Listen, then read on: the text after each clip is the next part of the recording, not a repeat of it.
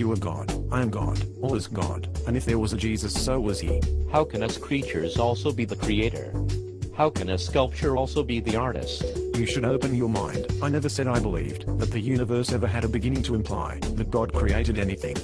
Pantheists like me believe that God is the sum total of all there is, all that was, and ever will be. God is the supreme effect and effect of the universe. God is all, and all is God. Sounds like ideas that lead to communism to me, lol. Seriously, you are totally forgetting that everyone is their own individual and has a free will.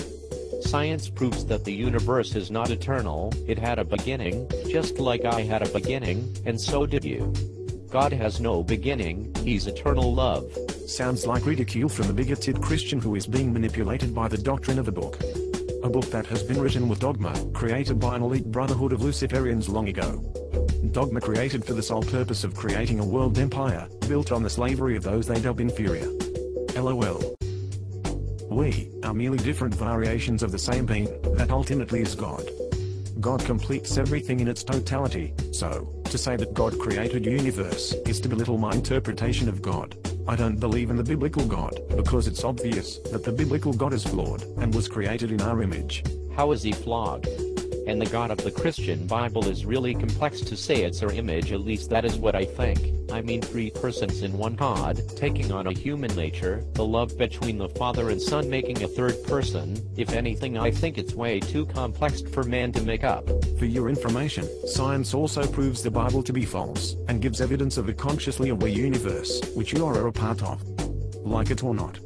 So science doesn't contradict pantheistic philosophy. How so?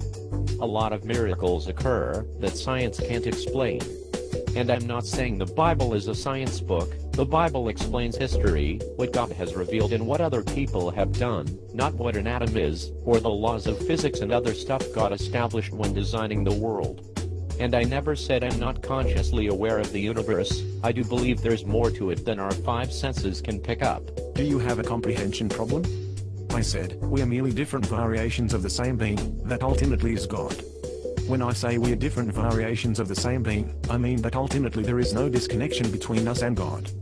And I do not know how you could assume I meant because of our unity with God. This means we don't possess free will. I wanna apologize for saying LOL in this discussion. I respect you.